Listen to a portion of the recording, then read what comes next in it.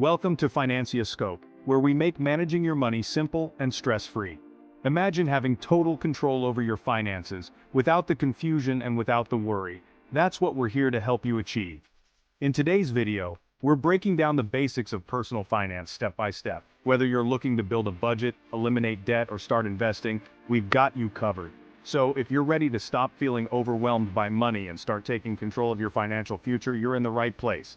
Let's get started. Welcome to Financia Scope. Imagine waking up in the morning, grabbing your favorite coffee, and feeling completely at ease about your finances. No more stress, no more wondering where your money went, and no more scrambling at the end of the month to pay bills.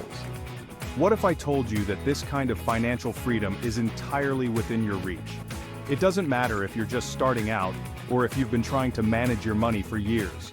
The truth is, anyone can take control of their financial future by following a few simple steps. Here's what you can expect today. First, we'll start with budgeting.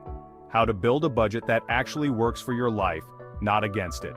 Then, we'll talk about saving and the importance of having an emergency fund to keep you financially secure when life throws you curveballs. From there, we'll move into debt. How to eliminate it as quickly and efficiently as possible so you can stop worrying about it. Then, we'll tackle investing, showing you how to grow your money even if you don't have a lot to start with. And finally, we'll discuss how to protect what you've built, whether that's through insurance, estate planning, or just making sure your hard-earned cash isn't lost to unexpected events. By the end of this video, you'll have a complete roadmap to follow to start managing your money like a pro. You ready? Let's jump in. Step 1.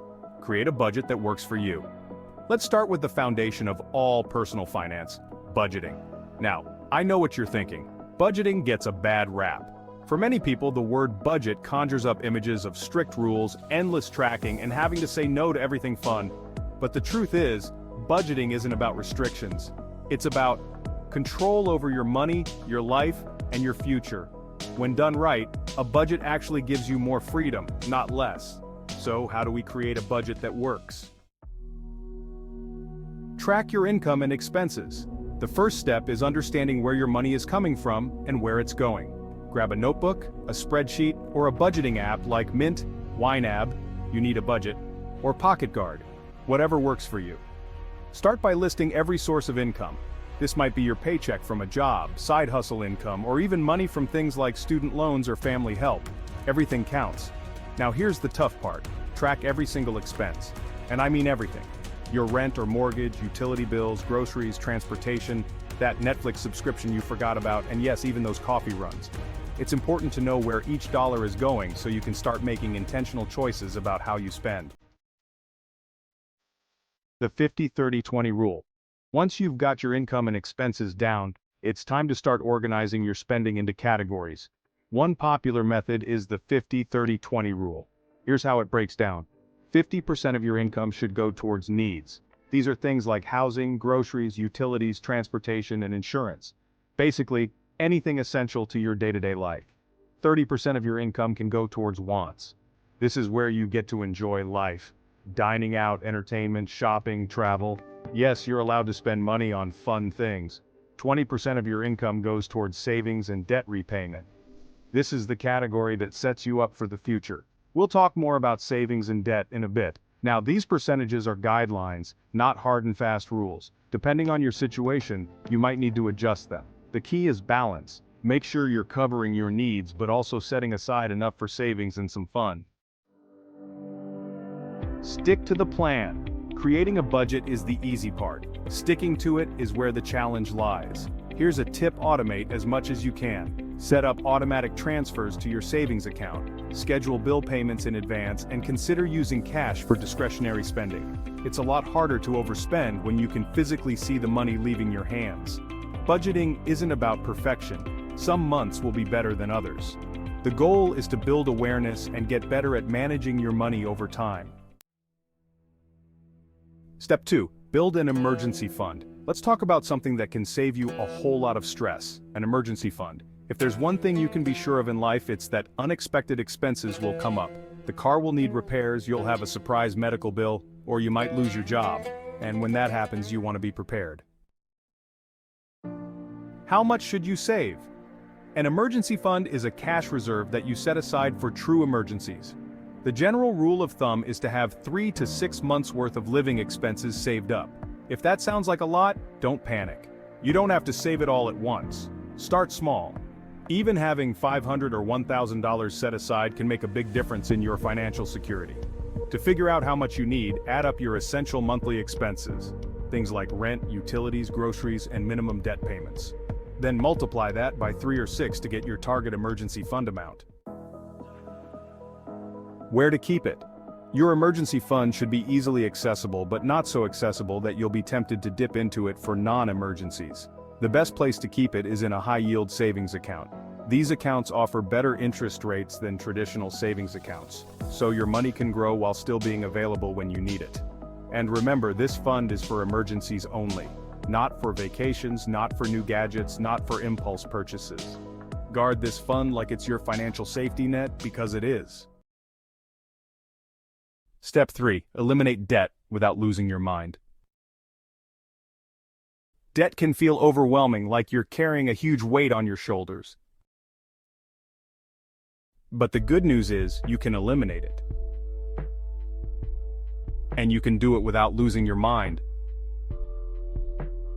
The key is having a plan and staying consistent. Debt snowball versus debt avalanche. There are 2 popular methods for paying off debt, the debt snowball and the debt avalanche. Each has its pros and cons, so let's break them down. The debt snowball method. With this approach, you focus on paying off your smallest debt first while making minimum payments on the others. Once that smallest debt is paid off, you take the money you were paying on it and roll it into the next smallest debt. The idea here is that by knocking out smaller debts first, you'll build momentum and stay motivated. The debt avalanche method. With this strategy, you focus on paying off the debt with the highest interest rate first, regardless of the balance. This method will save you the most money in the long run, but it might take longer to see progress, which can be discouraging for some. Both methods work. It's really about choosing the one that motivates you the most. If you need quick wins, go with the debt snowball. If you're more interested in saving money on interest, the debt avalanche is the way to go. Consolidating debt. If you have multiple high-interest debts, like credit cards or personal loans, debt consolidation might be a good option. This involves combining all your debts into one loan with a lower interest rate. You'll have a single monthly payment, which can make things more manageable, and you'll save on interest over time. But be careful. Consolidating debt doesn't solve the problem if you're still spending more than you earn. Make sure you've addressed the root cause of the debt before you consider consolidation. Okay, now that you've got a handle on your budget, savings, and debt, it's time to start building wealth, and that means investing. Now, I know the word investing can feel intimidating, especially if you don't have a lot of extra money to work with. But here's the truth. You don't need to be rich to start investing. In fact, the earlier you start, the better. The power of compound interest. Let's talk about why investing is so important. Compound interest. Compound interest is like the snowball effect of money. When you invest, not only do you earn interest on the money you invest, but you also earn interest on the interest. Over time, this creates exponential growth. The earlier you start, the more time your money has to grow. Here's an example. If you invest $1,000 at age 25, and it grows at an average rate of 7% per year, by the time you're 65, that $1,000 will have grown to nearly $15,000 without you adding another penny. That's the power of compound interest. Where to start investing? If your employer offers a 401k with a company match, that's the first place to start. A company match is essentially free money. They're contributing to your retirement alongside you. Don't leave that on the table. If you don't have access to a 401k, you can open an individual retirement account, IRA. There are 2 types, a traditional IRA and a Roth IRA. The main difference is when you pay taxes. With a traditional IRA, you get a tax break now, but you'll pay taxes when you withdraw in retirement. With a Roth IRA, you pay taxes up front, but your withdrawals in retirement are tax-free. Start by contributing whatever you can, even if it's just $50 or $100 a month. The key is to get started. Investing in the stock market. Once you're comfortable with your retirement savings, consider investing in the stock market. The easiest and safest way to do this is through index funds or exchange-traded funds, ETFs. These funds are a collection of stocks that track a market index like the S&P 500. They're diversified, which means your risk is spread out across many companies, and they tend to have low fees. If you're new to investing, apps like Robinhood, Acorns, or Wealthfront make it easy to get started with just a few dollars. You can even set up recurring investments so that you're consistently putting money into the market without thinking about it. And here's the best part. You don't need to be a stock-picking genius. In fact, most professional investors don't beat the market over the long term. The best strategy is often the simplest. Invest consistently, keep your costs low, and let your money grow over time. Step 5. Protect your wealth. Building wealth is great, but keeping it is just as important. This is where insurance and estate planning come in. No one likes to think about worst-case scenarios, but protecting yourself from financial disaster is a critical part of managing your money. The importance of insurance. The right insurance can protect you from financial ruin if something unexpected happens. Here are the types of insurance you should consider. Health insurance. Medical bills are one of the leading causes of bankruptcy. Even if you're young and healthy, health insurance is a must. Renters or homeowners insurance. This protects your belongings in case of theft, fire, or other disasters. It's relatively inexpensive and worth the peace of mind. Car insurance. If you own a car, this one's non-negotiable. Not only is it legally required, but it protects you financially if you're in an accident. Life insurance. If you have dependents, whether that's a spouse, children, or even parents, you need life insurance. Term life insurance is usually the best option, as it's affordable and covers you for a set period of time. Estate planning isn't just for the super wealthy. Even if you don't have a lot of assets, having a will and a power of attorney in place is crucial. A will ensures that your assets are distributed according to your wishes, and a power of attorney designates someone to make financial and medical decisions on your behalf if you're unable to do so.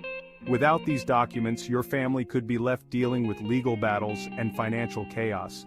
Taking the time to set up basic estate planning now can save a lot of stress down the road. And there you have it. Managing your money doesn't have to be overwhelming or complicated. By following these 5 steps, budgeting, building an emergency fund, eliminating debt, investing, and protecting your wealth, you can take control of your financial future. It's all about making small, consistent decisions that add up over time. Remember, financial freedom isn't about having a massive paycheck or being born into wealth. It's about managing what you have wisely, building habits that will benefit you for life, and staying focused on the long-term goal of financial security. If you found this video helpful, don't forget to subscribe to Financia Scope and give this video a thumbs up. We've got content to help you master your personal finances, whether you're just getting started or looking to fine-tune your strategy.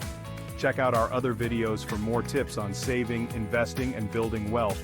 And don't forget to share this video with a friend or family member who could use a little financial inspiration. We're all about creating a community here at Financia Scope where everyone can learn and grow together. Thanks for watching, and we'll see you in the next video.